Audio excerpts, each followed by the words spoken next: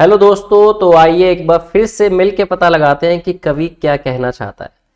Well, CSAT की इस daily video series में आपका स्वागत है। और जैसा कि रीडिंग कॉम्प्रिहेंशंस में देखें तो अक्सर आपसे यही क्वेश्चंस पूछे जाते हैं, like some assumptions have been made, what does author want to say, what is the most logical and rational assumption according to the passage.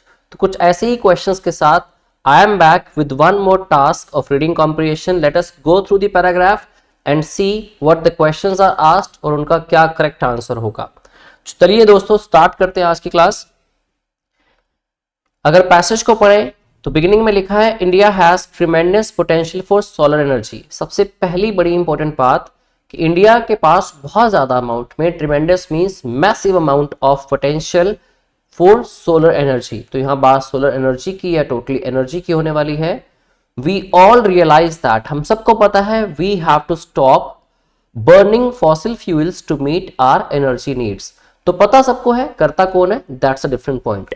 तो पैसेज के अंदर लिखा गया हम सबको रियलाइज होती है एक चीज कि हमें बर्न नहीं करना चाहिए फॉसिल फ्यूल्स को अपनी एनर्जी रिक्वायरमेंट्स को फुलफिल करने के लिए, जो कि इन्वायरमेंट के लिए हार्मफुल हो सकता है। बट अब जब बट आता है ना यार, तो बड़ा चुभता है एक बार तो। बट या हाउएवर जब आता है तो एक्चुअल रियलिटी कई बार निकल के आती है कि कोई फैक्चुअल स्टेटमेंट निकल के आएगी, फैक्चुअल इंफॉर्मेशन निकल के आएगी। उसके पहले शायद सब कुछ इमेजिनरी ही था। तो आपका फोकस भी दोस्तों ऐसे वर्ड्स, ऐसी कंजंक्शंस के आने पे, for example on the flipped side of the coin, on the other hand, but, yet, however, यहां पे आपका फोकस पैसेज पे बढ़ना चाहिए, जिससे शायद आपके क्वेश्चन का आंसर डिराइव होगा। ठीक है। But certain renewable resources are still going through their cost curves. Means cost बहुत ज्यादा हो रही है। कोस्ट कर्व्स का बेसिकली मतलब क्या होता है, जब एक कर्व्स बनती है, ग्राफ बनता है, कोस्ट की कर्व होती है, आउटपुट की कर्व होती है, इनकम की कर्व होती है। तो कोस्ट कर्व्स पर देख बात हुई learning curves to get the required amount of output, कि जो कोस्ट हम स्पेंड कर रहे हैं उससे कितना रिक्वायर्ड अमाउंट हम लोग अटेन कर पा रहे हैं, अचीव कर पा रहे हैं, सक्सेस मिल रही है या फिर सिर्फ लॉस हो रहा है। तो उसके ऊपर बात हुई कि रियलिटी में खर्चे काफी हो रहे हैं। Now the Indian government has strongly committed to its target of reducing emissions। बहुत सारे टारगेट्स इंडियन गवर्नमेंट हमेशा से लेती आई है। एक और टारगेट सामने आया कि स्ट्रांगली इन्होंने कमिट किया एक टारगेट, नया टारगेट, कि रिड्यूस किया जाएगा एमिशन को बाय 33% बाय 2030, 2030 तक दोस्तों। एंड टुवर्ड्स दिस, और इसके चलते it has initiated, it means India has initiated a strong push towards a gas based economy. Gas based economy के लिए स्ट्रॉन्ग पुश लिया, इसकी तरफ स्ट्रॉन्ग कदम उठाए और इन्वेस्ट भी कर दिया हैविली इन रीन्यूएबल एनर्जी। अब जैसे ये बात हुई, साथ के साथ फिर से वर्ड आया कॉन्ट्रेरी, कॉन्ट्राडिक्शन के लिए, कॉन्ट्रेरी स्टेटमेंट के लिए। हाउएवर, लेकिन business houses are wary of investing. Wary means they are very cautious of investing. वो बहुत ज्यादा विचार कर रहे हैं इस बारे में, बहुत ज्यादा सोच रहे हैं इस बारे में कि किया जाए कि ना किया जाए। They are very of investing means they are cautious of investing too heavily। इतना heavy amount invest करना in renewable energy at a time, एक ऐसे वक्त पे when the technology is not yet ready, जबकि तैयार भी नहीं है टेक्नोलॉजी, तो इसलिए वो थोड़े डरे हुए हैं, राइट। दोस्तों सबसे पहला क्वेश्चन आपसे पूछा गया, which one of the following is the most logical and rational inference that can be made from the passage above। Now, as you must already know that what is an inference.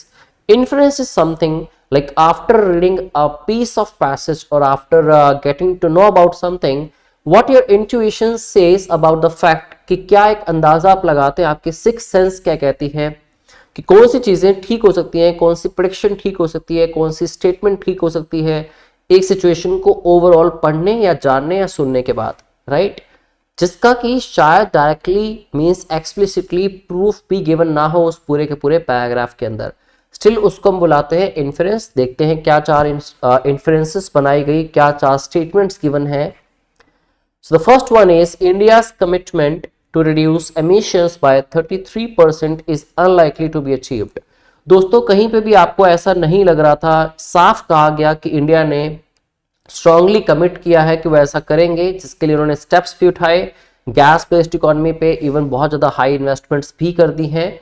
तो ये option आपका eliminate हो जाता है, option A which is totally incorrect. Even आप लोग भी मुझे बताइए साथ साथ कमेंट बॉक्स में आप लोगों को क्या इसका ठीक आंसर लगता है और कितने लोगों का आप में से ठीक हुआ।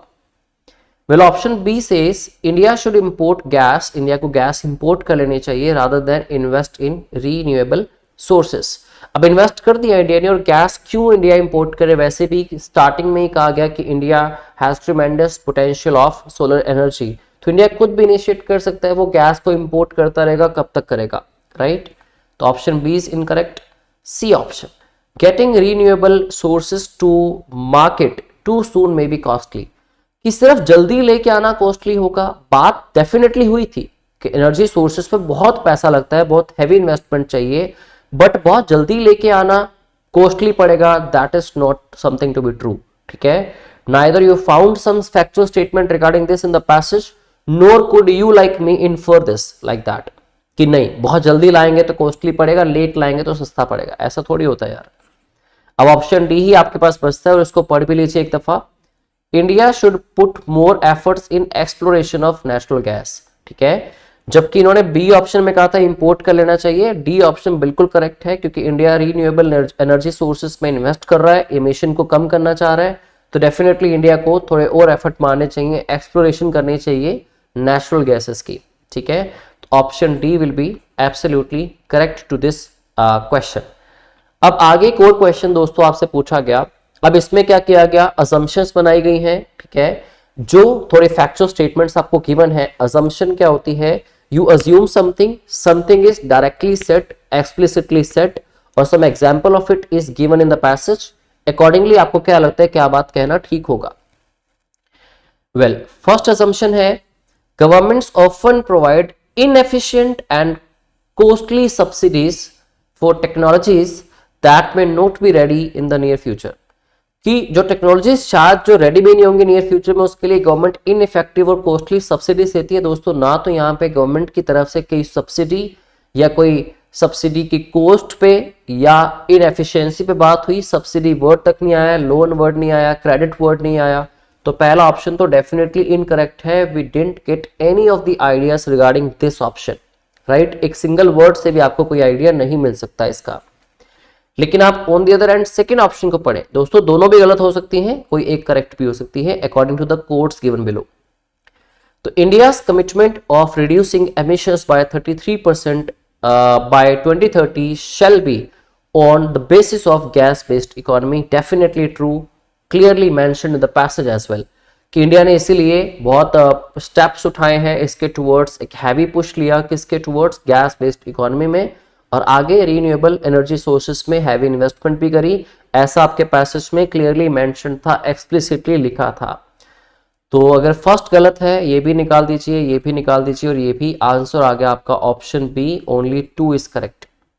और दोस्तों अगर आप चाहते हैं कि क्रोनोलॉजिकल वे में एक स्ट्रेटेजिक प्रेपरेशन आपकी हो, क्योंकि प्रीलिम्स 2024 में बहुत ही कम वक्त बाकी बचा है, अगर आपको किसी तरह की प्रॉब्लम्स आ रही हैं सी सेट के अंदर, जो लास्ट ईयर बहुत लोगों को आई, तो आप लोग हमारा सक्षम सी सेट कोर्स ज्वाइन कर सकते हैं, जिसके अपने ही मल्टीपल फायदे हैं और आपकी प्रिपरेशन में डेफिनेटली आपको एक बहुत बड़ा पुश मिलने वाला है। Well thank you very much, अगली क्लास में फिर से मिलेंगे और बात करेंगे कवि क्या कहना चाहता है। Thank you very much.